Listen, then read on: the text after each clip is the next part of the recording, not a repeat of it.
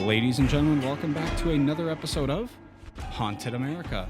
On today's episode, we have two Reddit ghost stories for you. Anything you want to add?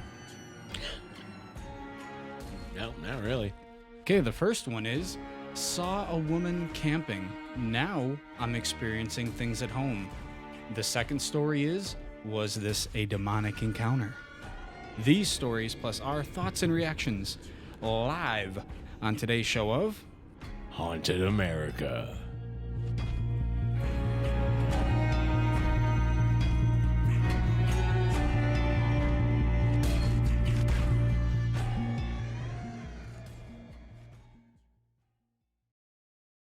Ladies and gentlemen, welcome back to another episode of Haunted America. But before we get into the episode, let's talk about your business phone setup. If you're like most small business owners, you're probably using your personal cell for everything. But your business deserves its own number. That's where Ringtree comes in. They make it super easy to get a pro business phone system. We're talking custom greetings, call routing, AI virtual receptionist, the works, without any complicated hardware or setup. Just sign up, pick your number, and you're good to go. Plus, Ringtree is giving Haunted America listeners 10% off their first month when you use code HAUNTED at ringtree.io. That's ringtree.io, promo code HAUNTED, HAUNTED. And thank you to ringtree.io for sponsoring this episode. Alrighty, ladies and gentlemen, let's get right into the first story for you today. This one comes to us by useful_cow8575. And the name of the story is, saw a woman camping. Now I'm experiencing things at home. Last weekend, my wife and I took our two sons out camping along with my oldest son's girlfriend. We were camping for the full weekend. It was a fun time, but the last night, I woke up with an urge to go check on our surroundings. I felt uneasy. I woke up and noticed my sons weren't in their tents. I started walking, calling their names, and they were on a trail ahead. They also said they had an urge to come out. My wife and my son's girlfriend were in the tent still. We were a little ways down the trail, and the water was probably half a mile ahead. We kept walking, just talking, now that we were up. As we got closer to the water, I heard someone talking, very faintly. My sons heard it as well. As we got closer, there was a young woman, maybe late teens, early 20s, very dirty looking, and she was crying, sitting on the ground next to the water. I told my sons to wait. I went up to ask her if she was okay. She just looked at me, whispered something in another language I couldn't understand, and it was as if I blinked and she was gone. My sons witnessed the whole thing as well. I was shaken up along with my sons, unable to explain what we just witnessed. To be honest, I'm a skeptic, and I wasn't even sure what I had witnessed was paranormal, even though there was no other way to explain it. We left early the next morning, and there was no signs of anyone else out there with us. I had been having dreams of this girl since I seen her. 2 nights after we got back to the house, it felt freezing even though the temperature was at 75 degrees, and everyone felt it. Our dog was acting really jumpy, weird, less friendly. I didn't think anything of it. I didn't even think that it could be paranormal. A few nights after we got back, my wife and I started hearing footsteps in the hallway. Assuming it was the kids, we didn't check on it at first, but then when we didn't stop and it sounded like it was only going up and down the hallway, I checked it out and no one was there. The footsteps didn't even happen for a few more nights, and then later on in the week, they happened again. Then Saturday night, my son's girlfriend woke up and was screaming because she said she was a young girl. She saw a young girl staring at my son, her boyfriend, next to his side of the bed, and then was gone within seconds. Her description matched what we had seen. I've been Googling the area we camped at and finding nothing that matches what we had seen. I've been researching nonstop, and it finally came to Reddit. Any advice? Okay, first of all, it sounds like the spirit that you encountered um, latched itself onto you Yeah. and was able to follow you home, first of all. It's very weird that it was just the boys that woke up and felt the need to go out and explore, I Right, guess, their right. surroundings. And then his wife and his son's girlfriend stayed behind in their tents. That's very weird to me. Yeah. Like that spirit's energy just wanted to manifest itself towards the males. Anything you want to add to that? I don't. Well, you hear that sometimes, spirits have a preference on who they like to show themselves to and communicate with. You'll see it on the ghost hunting shows all the time. They're like, oh, they don't like men, or they prefer women, and they'll go and investigate that area, and a guy will walk in and they won't get anything at all, and then you send a girl in and you get crazy activity. I find it weird that the son's girlfriend saw the spirit staring at the sun, right? And she was able to see the spirit, meaning that the spirit's energy at that time and moment was powerful enough to manifest itself, like it did to the men when they were out in the woods. But it also showed itself to the girlfriend, Right. when it didn't want to do that the first time around in the woods. But it had attached itself by then. And the dog was acting weird, and that's always a good indicator that something odd is going on. Some of the comments here: let it know it's not welcome. I'd verbally say it out loud. Burn sage, but replace bad energy with good energy. That's one of the things I was going to say. The fact that you didn't tell it not to follow you is probably the reason that it followed you. Well, he didn't know exactly if he said that in his story, that he didn't know if what he saw was real. Right. He considers himself a skeptic. Probably not anymore, though. But now that he's here on Reddit, he should follow some of these directions. Yeah. And definitely sage the house and verbally say out loud that spirit or whatever it might be is not allowed in your house. And if it keeps on happening, take bigger measures, I guess, to get this spirit out of your house. A lot of people don't know when you say sage the house, it's not just burning sage and just walking around. You want to go around each window frame, every doorway, and saying the same things, just telling it that it's not welcome and that it must leave. But you need to cover all entrances and exits to that house. So let's get into this next comment. And this kind of probably going to dig us down a little rabbit hole really quick, but this comment here says, I always cover mirrors along with the sage. Tell her to leave in the house with the sun and... Wait, okay. I always cover mirrors along with the sage. Tell her to leave in the house with the sun she addressed. So have the sun there that she presented herself to. Right. Repeat it over and over. Pay attention to the temperature in different areas. Maybe you can locate her. Mm-hmm. I place a crucifix above each door. Where I was raised, they already have one in each home. Some say candles help. If you don't cover the mirrors, that is where she will hide. Yeah, we know that. High probability that she drowned and she never found her way home. They did say they were near a river. Yeah. This is not something to laugh about. Yeah. Another comment kind of digs more into this. Open all the windows and doors, closets, cabinets, etc. Start on the top floor if 2 stories. Work back to the front, top to bottom with smoke of choice. Sage, rosemary, Palo Santo, Jupiter, etc. As you work through the house, tell whatever it is to leave. Say it forcefully. Smoke out all the corners, drawers, closets, under and behind things. Then place salt across all doors, thresholds, corners, or perimeters of the house, if possible, and at the windowsills. Yeah. Didn't even think about the salt thing. That's definitely covering everything. Salt is corrosive, so keep an eye on it if placed on metal, and take care when using it outside, as it kills plants.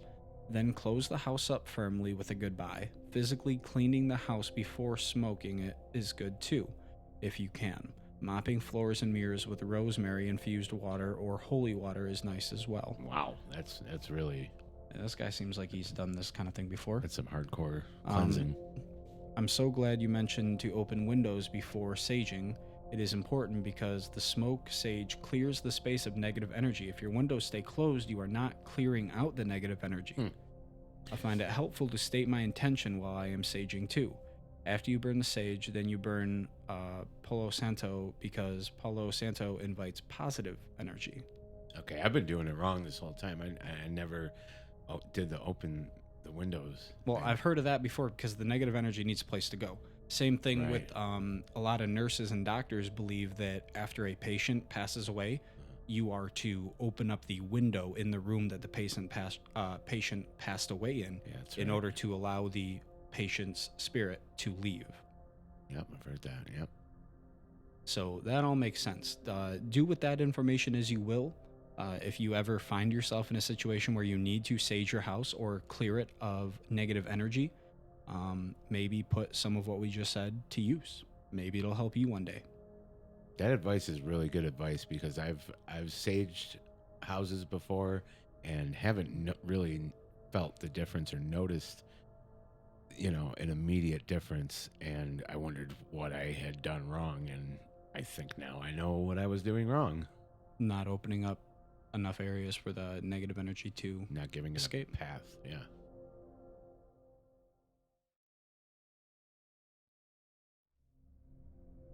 Let's get into our second story. This one was from I Want Closure 3. Good name. And the story is, was this a demonic encounter? When I was 4 years old, my mom, aunt, and grandpa left to go help with disaster relief after Hurricane Katrina. Since my grandpa grew up in Louisiana and very much still considered it a massive part of who he was, I ended up living with my older cousin, younger brother, and grandma for a few weeks or longer since we didn't know when they would be back. One night I woke up in my grandpa's recliner in the living room, since it was where I usually slept, and remember seeing the TV was on, either Boomerang or Cartoon Network. I remember hearing what sounded like noises coming from the hallway where the front door was, and looking to see what it was, and seeing some shadow figure walk down the hallway. I just got up, ran up to it thinking it was my mom, and stopped maybe 2 feet away because I felt instantly dread. It felt dread instantly. Would be a better way to word that, but this is Reddit stories. Okay. I thought it was my mom, but it felt like something inside me was telling me that it wasn't my mom. I just remember it looking down at me and me looking back into the weird, inky, swirling void that was its face before it said, "Hello." I just immediately burst into tears, ran back to the recliner, and just hid under the blanket, and I closed my eyes. Then I remember waking up to what sounded like tapping on the entranceway that led into the living room and seeing the same figure. I started begging and yelling at my cousin and brother who were sleeping in the couch to wake up, but they never did. My grandma didn't wake up either, no matter how hard I was screaming or how loud. Nobody was there to help me. Then I remember seeing what looked like children start peeking over the entranceway at all the angles. What the heck? Sideways and upside down. Wow, okay. I remember seeing maybe 20 around my age of all skin tones and hair colors. Then the figure I saw earlier just says hello again. And that was it for me. I just dove in between my cousin and my brother, trying to hide in between them, and passed out. I woke up in between them that morning and told my grandma everything. I don't know how many pictures I drew, but each one just disturbed my grandma. I remember just telling her how scary the shadowy figure was and how it wasn't a dream. The pictures she just threw away when I went to preschool that day and wouldn't even let me talk about it. I remember telling my first grade school therapist about it and drew the pictures, and she just looked confused but terrified. I'm 23 now, and I still can't find answers. Thinking or even speaking about this event just terrifies me and makes me feel like something is near. The other day, I was talking to my boyfriend about it, and weird things around our apartment happened for a solid few hours. Does anyone know what this could have been? Yeah. Yep. Yeah. Okay, what do you think it was? you definitely got some demonic activity, some negative entities for absolute 100% there. Okay, but what proves that it's negative? Um, It said hello. Just because it's a black swirly mist, like she described it, doesn't necessarily mean it's negative. I mean, people see black shadow figures all the time. that visceral instant fear of dread. And I mean, of course, it's always shocking when you have an experience. I was gonna say, like, that the fear of dread could have been confused for just feeling that spirit's energy at that time. It's true. It's true. Obviously, she said she went to preschool the next day or whatever. So you're a really young child at this point. What, Yeah. 5, 6, maybe, whatever. And the pictures they drew were terrifying. The grandma and the school therapist. Maybe the grandma and the therapist just don't know, like, oh my gosh, why is this little child drawing black shadow figures? Yeah, I mean, I don't want to instantly go to this as demonic because yeah. nothing else has really happened. I mean, you said that weird things happened around our apartment for a few solid hours after I brought it up to my boyfriend. They saw. So what happened at the apartment? What weird things? Were things moving? Were things being thrown around? What did you feel at that moment? You know, let's see. There was another part where they said they heard scratching. Heard scratching. Remember waking up to what sounded like tapping on the entrance? Yeah, Okay, tapping. So something to get the kid's attention. Okay, because scratching in the walls, that's usually negative entities. So I remembered that wrong. Is that why cats scratch on the walls? They're negative? No. No, Cats they're just annoying. Anyways, okay, but then they also said they saw like 20 kids of all different races and hair colors coming up in all different points of the doorway. What is that? That's really creepy, man. And then to see it in color too.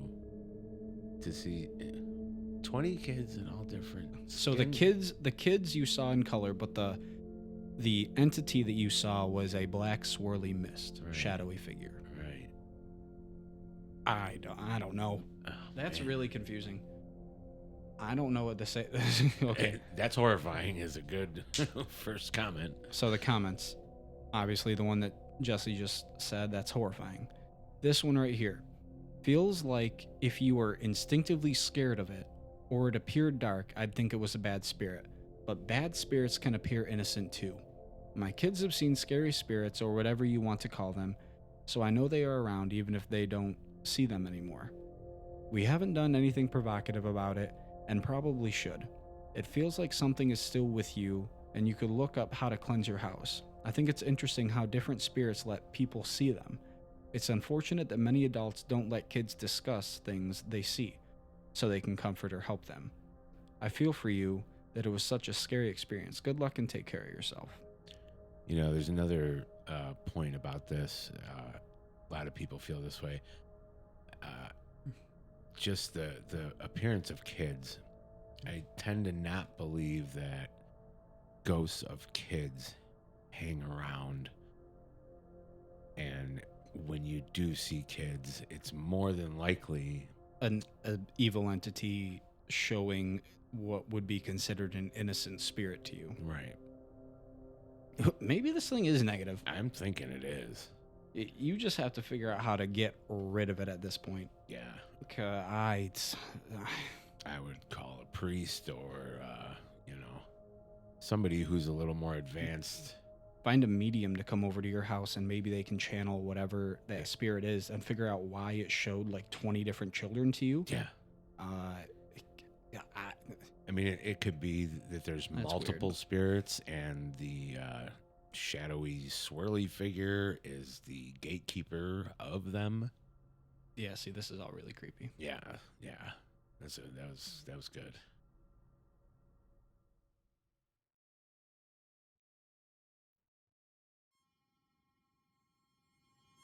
So thank you guys for joining us for this episode of Haunted America.